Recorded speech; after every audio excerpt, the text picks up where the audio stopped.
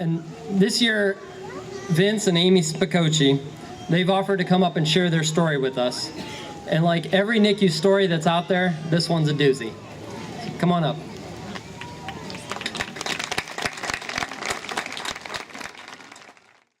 Good morning. My name is Vince Spicocchi, and this is my wife, Amie Spicocchi.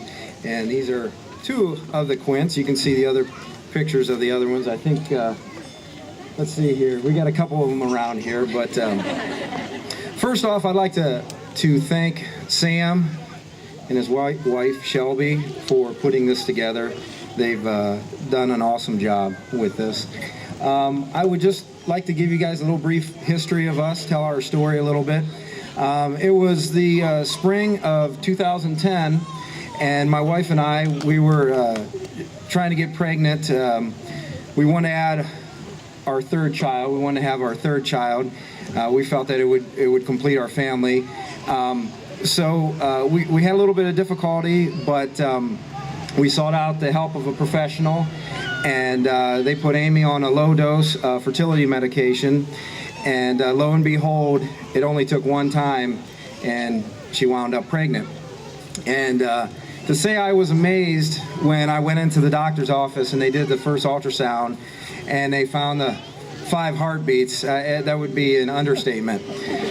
So, you know, at that point, when you're faced with the fact of having 5 babies, there's a lot of things that go through your mind. And we met with the medical staff, and at that point they gave us a 10% chance of surviving. And that was a pretty tough thing to swallow.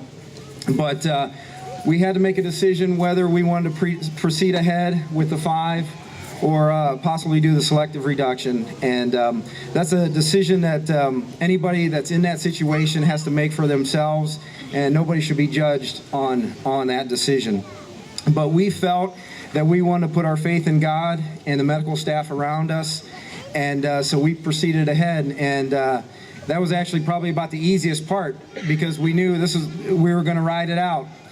And so we just chugged along until about, it was August 3rd, 2010, and I got the phone call, and Amie told me that I needed to get up to the hospital right away. And the doctor got on and said that the babies were going to be born, and they were going to be born today.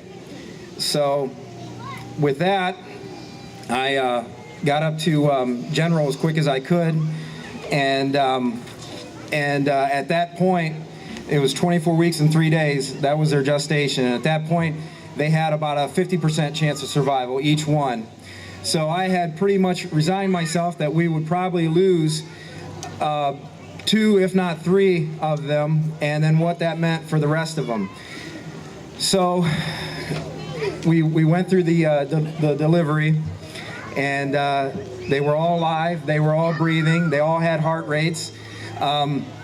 And they were doing phenomenal. And so they transport them shortly after that over to Children's, and that started our NICU journey.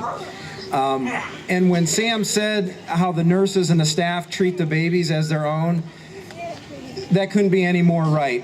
When I first went in and got to see all of our babies, I just felt as the nurses, in a good way, were possessive of the babies, which it made me feel good when I walked away to know that there was somebody there with our best interest in mind. And it was an outstanding care that we received. Now I'm going to turn it over to my wife, and she's going to give a little bit more of our actual NICU story. So thank you. Good morning. Most people reflect on the day their children were born as the most amazing and wonderful day of their life. Although all of my children are amazing and wonderful, as a mother and a nurse myself, August 3rd, 2010 was the scariest day of my life. Until the spring of 2010, words like higher order multiples or selective reduction only happened to people on reality television. I never thought our family would be faced with this reality. I felt from the beginning, and still do to this day, that things happen for a reason. Odds were not in our favor, but I made a promise to myself and these 5 babies that I would do everything humanly possible to carry the pregnancy as long as my body would allow. That meant 5,000 calories a day, off work at 16 weeks, on hospital bed rest, on a mag sulfate drip at 19 weeks. I set small goals for myself, and each week was a major accomplishment. At 24 weeks and 3 days, my worst nightmare was coming true. I wasn't ready to give up the fight, but they all were. Fear and sadness consumed every single part of me that morning, knowing my babies would be born too soon. As I laid there on the table waiting for Vince to make the 40-minute drive to the hospital and being prepared for delivery, I could feel each baby moving and kicking like a message telling me, "Mom, I'm alive and don't give up on us." Faces of what I call our angels on earth began to appear. Dr. Protein was the first face from the NICU that I saw. She grabbed my hand very tightly, looking in her eyes, and as a mother herself, I knew she didn't want to give up hope, but we both had the medical knowledge to know that this was not a favorable outcome. Dr. Kantak was the next eyes behind a surgical mask I could see, as he reassured me that they were gathering teams of people to care for each baby, followed by the transport teams who safely transported our babies to Children's Hospital. Then Dr. Fike, who came into the recovery room and communicated with us the details of the delivery. Her wisdom was so astounding, yet she communicated with us as if we were part of her own family. The list of amazing people go on and on from that moment forward. Each and every NICU doctor, every single nurse, respiratory therapist, physical therapist, occupational therapist, lactation consultant, specialist, and surgeon, and the people who helped make all this possible cannot be thanked enough for what they have done for our family and for all the families and lives they've touched.